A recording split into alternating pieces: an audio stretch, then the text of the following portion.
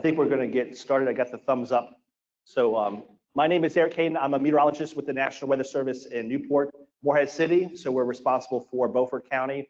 We're going to switch gears a little bit and talk about more short-term issues with hurricanes. We're going to talk about what you should focus on during hurricane season. We're going to tell you what not to pay attention to. You should never, ever, ever just pay attention to the category of the storm alone. And we're going to talk a lot about water, because traditionally that's what kills people in a hurricane as well. If you're not familiar, the National Weather Service is part of the Department of Commerce and NOAA. We've been around a long time. 1871, we were known as the Weather Bureau. 1874, we had an office in Hatteras. 1970, we got our name National Weather Service when NOAA was formed. So we've been around a long time. Each of you pay for us $4 per person per year to fund the Weather Service. You might say, well, Eric, you know, I've never heard of the Weather Service. I don't use you. I get the phone on my phone. It's from us. Satellites, radar, that data has to feed into models to predict the future. So all of us in this room benefit from it, and all of us in this room contribute to it. So that's really important to remember. I mentioned that we are part of the Department of Commerce under NOAA. We're open 24/7. Down in Newport, there's somebody there this weekend, Christmas Eve, Thanksgiving morning. We are staffed for emergencies. So we don't shut down because it's a holiday or weekend. We are there, about 20 to 25 people at the office itself. Our main mission is protection of life and property, but we do community outreach like this. The reason for that is I can have the most accurate forecast. Like, we get it right all the time, right, meteorologists? So I heard that laugh in the back. I'm going to come back to you. So I can have the most accurate forecast, but if you don't understand it, or you don't get it, or you don't know what it means, it's not worth anything. So they hire people like me to get into the community and to talk about the weather and the forecast itself. That's our office during Florence. Can't stress this enough. When the weather gets bad, we stay. We are there no matter what. Down the road from you in Newport. We're not in Washington, not in Raleigh, Atlanta, State College, Pennsylvania, Newport, North Carolina. Eastern North Carolina is where your local office is. The reason why I'm here to talk to you today is a lot of you look at this, social media. You get your weather information from not an official source. You really need to be paying attention to the National Weather Service or your local media.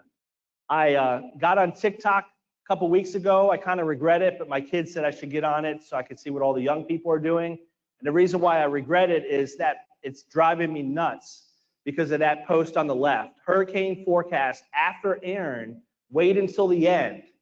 DC is going to get a Category 5 storm. Does anybody remember that happening? No, it didn't happen. Do not pay attention to something that says, this is crazy. Oh, wow, get ready. Here it comes. Not good. They're trying to scare you on purpose. I get paid the same today to have this beautiful baked spaghetti dinner and drive up to Belhaven as I do when Florence happens or Irene happens. I do not benefit from the weather being bad. I see your faces. I remember you. And it hurts me when we get a storm like that. We don't do this. So when we say it's going to be really bad, we mean it's going to be really bad. So please follow the National Weather Service or the Hurricane Center, weather.gov, hurricanes.gov, or any of the local media, ITN, NCT, CTI, they're good as well.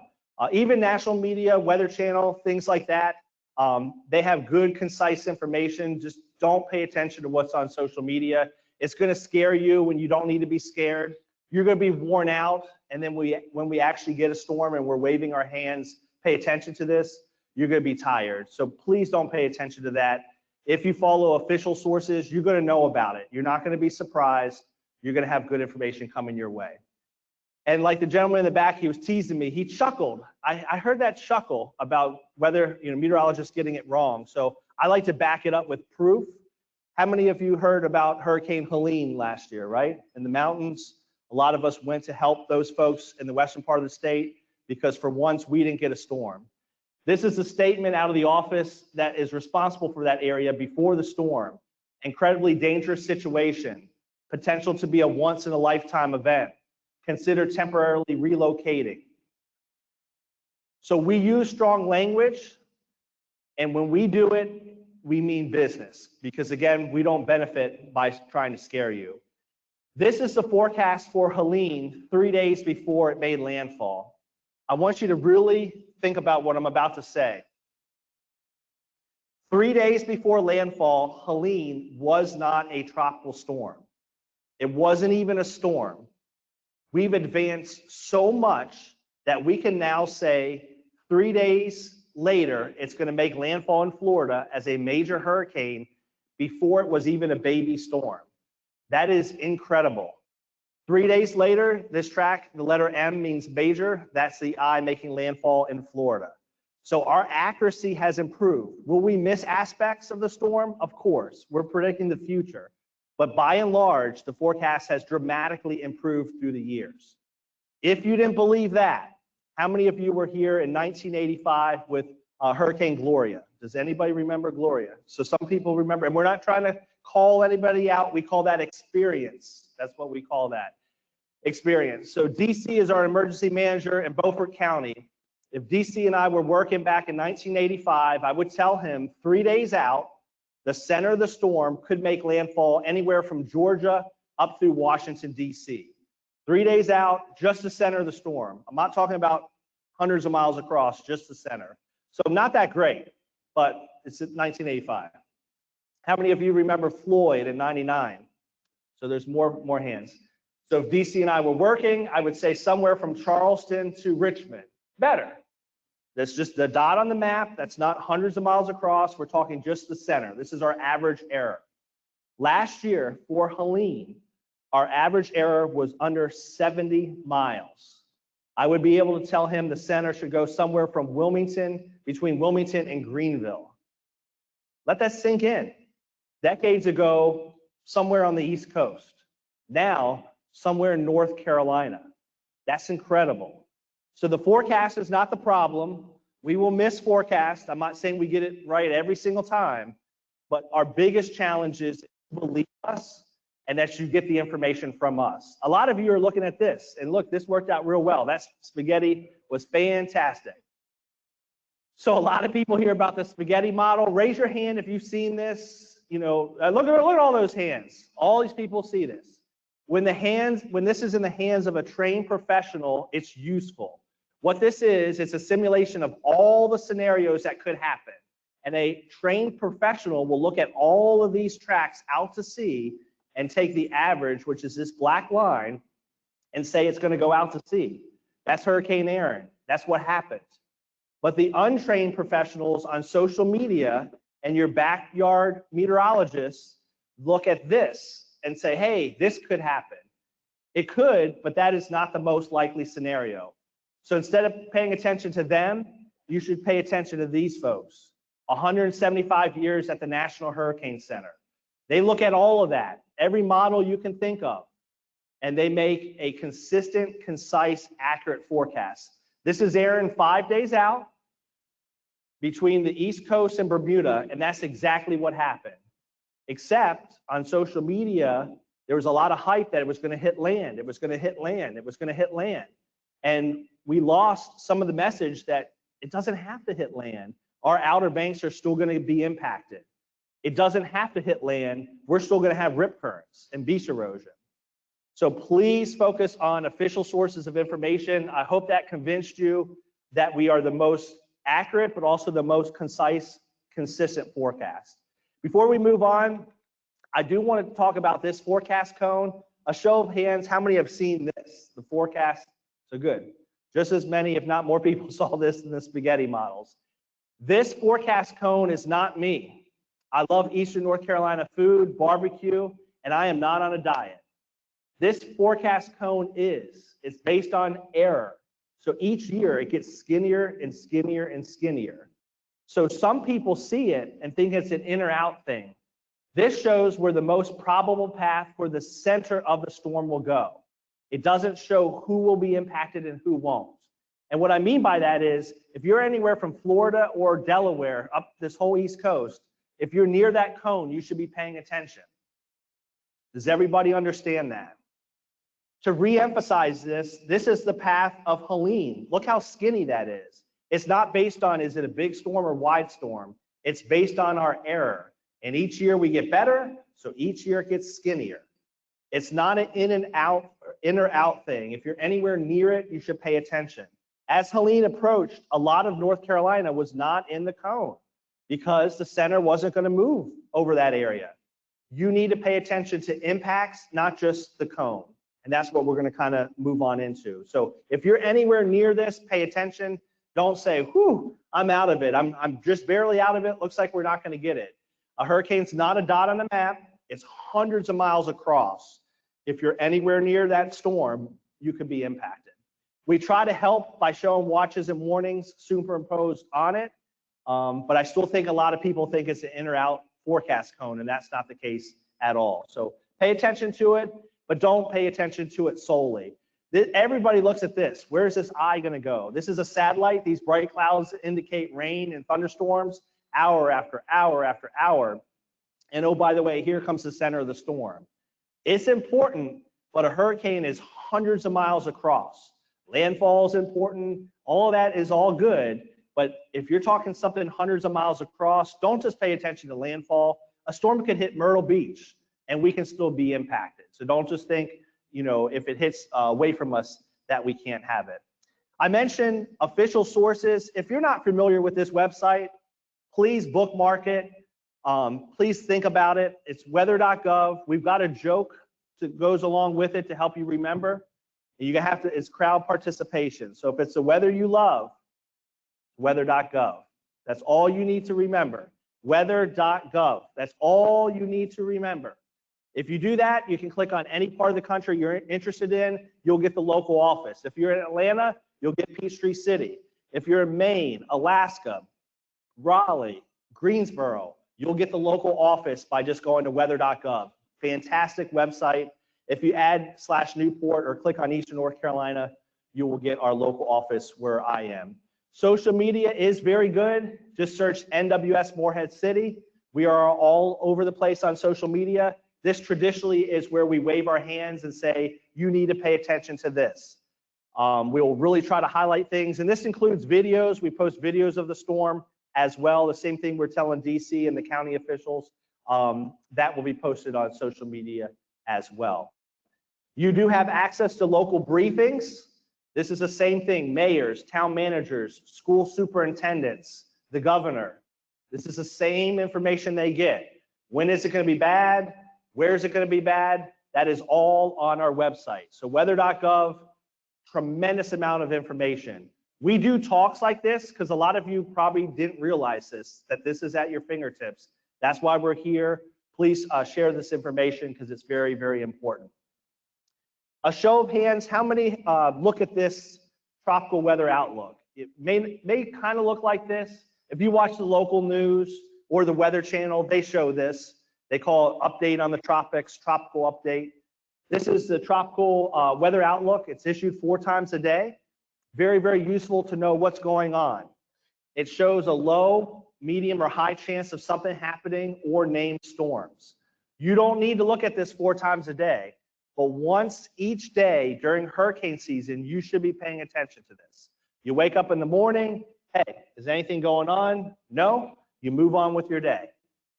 But you need to pay attention to this because you can have advance notice, sometimes up to a couple weeks before a storm gets here if you're paying attention to this. So it's called the Tropical Weather Outlook. Again, if you watch the local news, they talk about it. The bottom line with this is just staying informed is very important. I'm not going to go into all the products, but if you go to hurricanes.gov, and we won't tell the joke with that. It's not if hurricanes you love, it's hurricanes.gov. But hurricanes.gov is the National Hurricane Center. Lots of information. Storm surge, which we're going to talk about. When are the strongest winds going to get here? How much rain? There's just tremendous amount of information. And we're lucky that our broadcast partners pretty much relay the same information. Nobody wants to be out on a limb saying something different because that doesn't help you or you if one station's saying this, another station's saying that. So I'm talking about the Hurricane Center, but most of our local media, even the Weather Channel and some national resources, they use a lot of the same information. Who is ready for hurricane season? Raise your hand if you're done. You got your kit ready. You know where you're going to go. A lot of us aren't, right? When are you going to get ready? When that storm's coming, right? If I were to tell you tonight, this weekend it's coming, you would get ready. But I want you to realize that we're only here. We're approaching the peak of the season. Hazel, Matthew, Sandy, those were all storms that were into the fall months.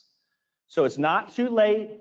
Luckily, I'll just leave it at that. Luckily, it's been the way we want it to be, but it could change, and we still have a long way to go. Until we get past Halloween, we're not really out of the woods. So please think about preparedness. If you don't realize, we do live in a vulnerable community. Eastern North Carolina, our stretch of coastline is the most vulnerable in the entire United States. Not New Orleans, not Southern Florida. The coastline of North Carolina, the way we stick out, is the most vulnerable stretch of coastline. Those are some of the names that you remember in our community, specifically Irene is a big one for sure. Obviously Florence as well. That's a picture from the downtown area in 2018. So we do get a lot of storms here where we are. This is a site I want you to pay attention to. If you got the weather.gov, if it's a weather you love and you're familiar with our website, if you just add hurricane prep to this information, you're going to find a lot of resources. I should tell you, I've got a microphone on. We're recording just the presentation and me. So if we're going too quick or you need access to any of this, you visit me back at that table and we'll have a conversation about this. I have handouts, guides, lots of information. So come see me if any of this is too much or I went too fast. On this preparedness site, we have everything you need. Evacuation routes, what to have in your kit. But this last part is planning now is key. We're all pretty stress-free right now. Kids are back in school, kind of getting into a routine. It's not Christmas shopping yet. We don't have to make Thanksgiving dinner yet. So we're doing all right. Nobody's too stressed. The weather's full. You can thank us for this evening. It's really nice out. If you plan now, you're going to make good decisions. If you wait until 4 days before the storm, you're going to be stressed. What do I do with the kids?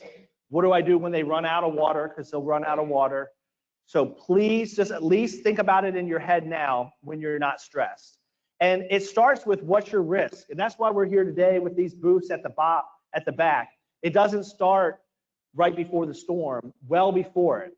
Your risk is flooding. What is your vulnerability to weather? But who's in your home? Do you have pets? Do you have elderly parents? Do you have young children? Are you reliant on electricity for medical need?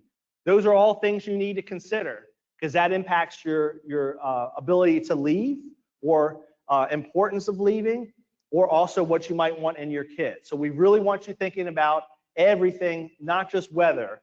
Who is in your house? That is your vulnerability. You're responsible for everybody in the home. Please think of everybody, including pets. Now that you've done that, we try to push people to have a hurricane kit. The old adage was 3 days, food, water, medicine, anything you need to be on your own. If you can, the more you have and the more you are able to be on your own, the better off you're going to be. At least a week would be best. I understand not all of us can go out there and, hey, Eric said a week, I'm going to go to the store tomorrow, I'm going to get it all. Break it into parts. Get the most important stuff tomorrow. Bottled water. And then a week or two from now, get canned goods. By breaking it into parts, you're spreading out the financial impacts and you're ensuring that you're going to do it. It's very important. The more prepared you are for a disaster, the better results. When there's a disaster, things don't run the way they usually run. And better off you are, the better off your family's going to be. Supplies will run out, and we're talking again, things you can cook with without power, cash on hand. I won't go over all of it because it's on the website. I just want you to try to have as many resources on your own as possible. And the last step is have a plan to evacuate. A lot of times it's not safe to stay. We don't tell you that. The Weather Service does not tell you to stay. No, that is your personal decision. But we really want to encourage people to at least have that thought in their mind. How many of you have family that come visit you? They come visit, right? Go visit them. Go return the favor and visit them. A family member's house or a hotel out of the disaster area is a lot more comfortable than staying behind or even at a shelter. I'm a meteorologist. Shelters are not my lane. That's not my area of expertise. But I've worked with enough emergency managers through the years to know that a shelter is a safe place, but it's not the most comfortable place. You are going to be more comfortable somewhere else. It really should be a last resort. If you can be somewhere else, that's going to be much better off in terms of your comfort factor. And for those that say, I'm never going to leave the area, I've stayed through every storm, at least have an idea of what you would do or what it would take or who would have to help you leave the area. You might need to rely on somebody else to help you. Have that lined up now so that you can get out of here if it's really, really bad. At least have that thought in your mind. A show of hands, how many decide to leave the area or not leave the area based on this number? And be honest, we have a lie detector test up here. We can run it on you. So get those hands up, get them up. I know you've said, I'm not gonna leave. Sarah, I'm not leaving unless it's a 3. Unless it's a 3, I am staying. I've been through them all. Unless it's a 3, I'm not leaving. All right, this scale is only wind related. It has nothing to do with how much rain you have, that you had a foot of rain last week, that you live in Belhaven and it floods all the time. Has nothing to do with any of that. This category scale is only related to wind. I am not telling you to ignore it, but it does not tell you what the actual impact of the storm will be beyond wind. Doesn't tell us rainfall, surge, how many days the storm is over us. I want you to pay attention to impacts, and specifically, I want you to pay attention to water. About 85% of people that die in hurricanes die because of water, whether it's rainfall, flooding, storm surge, rip currents, water, water, water. Helene had a tremendous amount of wind inland, and we still lost more people because of water than anything else. So water, water, water is what I want you to pay attention to. And 2 quick examples to get you away from the category of the storm. I'll give you a bonus one. What was the category of Florence when it made landfall in North Carolina? It must have been a 5, right? Because that rainfall was crazy. Bad storm. So I heard one, just a 1, all that rain? It was a 1. It was a 1. Very good. PTC 8, I won't give you a quiz on that, but last year down in Wilmington, they had tremendous flooding over towards south of Leland. That wasn't even a named storm. Does anybody remember Chantal this past summer? They had flooding, in some cases as bad as they had in Fran in the Raleigh-Durham area. That didn't even, it was a tropical depression when it went over Raleigh. So we don't need a named storm. You don't need a high category rating to cause issues. So when we're focusing on storms, this is what I want you to pay attention to, and that's how we're going to end the talk.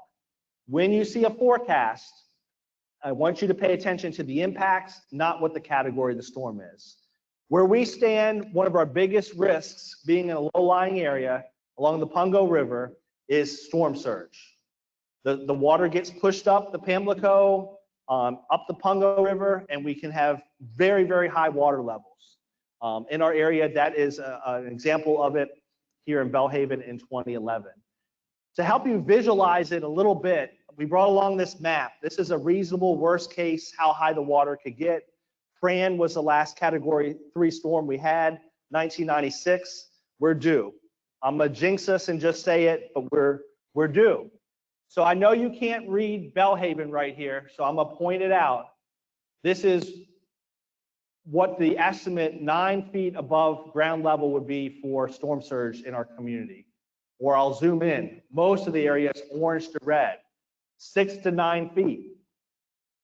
So I'm a big basketball player. The kids are lucky that there's no basketball in here right now because I would be shooting baskets. So I used to tell people 10 feet is a basketball hoop. I want you to look back at that pole. 6, 9, more than 12 feet of surge possible in our area. That's the height of the water could be in our community from storm surge, where we stand. We bring that pole to help people visualize how high that water can be. When I'm tossing around numbers, 3, 6, 9 feet, it doesn't seem like a lot until you look at that pole. That's how high the water can be in our community from surge. We can get flooding from heavy rain. It doesn't have to be a category storm. Ophelia, we had some flooding in downtown Washington, also here in Belhaven. So just keep in mind, it doesn't take a lot of water to float a car away, about 2 feet. A lot of people see running water and they don't realize how powerful it is. In our community, it doesn't flow super fast, but if you get a little bit of terrain, it can. And what you don't realize is that the road might not exist underneath it. So never, ever, ever cross a flooded road. You don't know how deep it is or if the road exists. The other thing I want to point out is this water line, this white pipe. You might say, hey, Eric, I've been here since, my family's been here for decades. We've never flooded. If first responders can't get to you because the road is washed out and you have a medical emergency, that's an issue. So that's why we talk about these things. Flash flooding can wash out roads and make it hard to get to you. Never ever cross a flooded road. Our campaign with that is turn around, don't drown. Never, ever, ever cross a flooded road. Inland, we can have river flooding. This impacts our way to get back sometimes. If you do evacuate, a lot of us, one of the reasons we don't like to leave the area is it's hard to get back. So a lot of our rivers do stay elevated for quite some time, especially Greenville, Kinson, Tar River, Neuse River. Some of these rivers can stay up for a long, long time. I mentioned Fran. It's been a while since we had a big wind storm. Irene was probably the last big wind hurricane we had in our area. Wind gusts over 80 miles per hour. When you have a lot of wind, the biggest concern with that, power outages and then falling trees on houses. So it's not to say wind is not something to be concerned with, but statistically it's water that's the highest impact. But we're due for a lot of wind at some point, and that can cause issues even inland. Just because we live inland from the coast doesn't mean we can't get some strong winds, especially our location on the water, opposed to some areas a little bit farther inland toward I-95. Tornadoes, another aspect of the storm. You might say, geez, Eric, I heard about rain and flooding and this and that.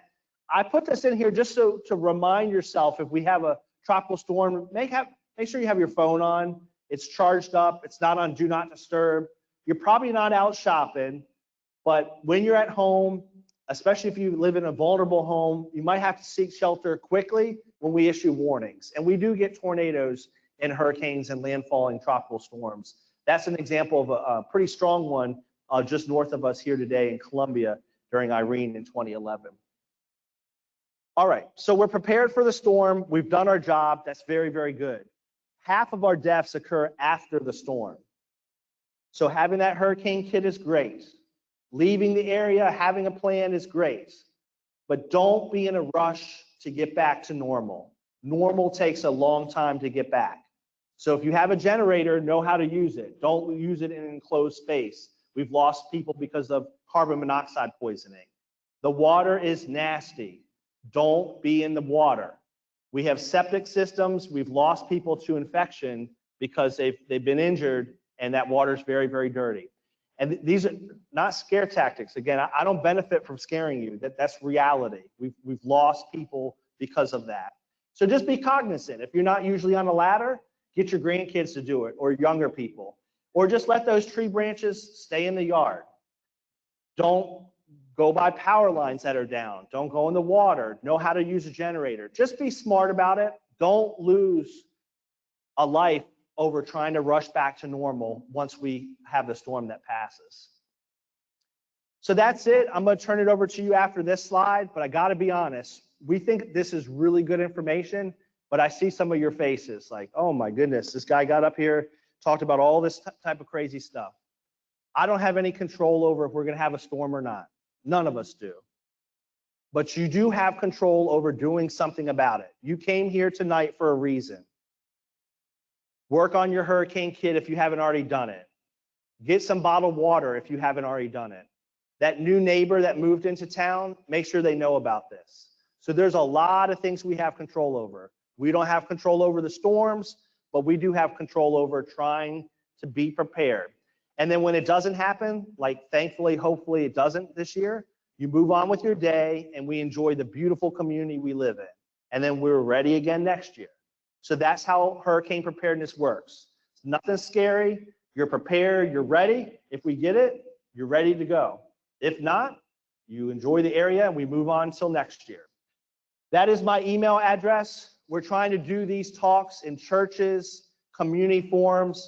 We think we have a good message. If you don't think it's good, come tell me back at the table. But I want to be in front of as many people as possible. We've learned, unless we partner with Sea Grant and some other agencies that can provide wonderful food, we don't reach everybody like we should. You can help us. Send me an email, come talk to us, say, would you present to the preschool, nursing home, church on Sunday morning? The answer is yes. If you have electricity, we will do this. And even if you don't, we'll just talk. Please invite us. We want to share this message. It doesn't help anybody if we're the only ones that know about it in this building tonight. We really got to get that message out. So I'll be happy to take any questions. Otherwise, I'll be at the back booth if you've got anything more that you want from us. Thank you.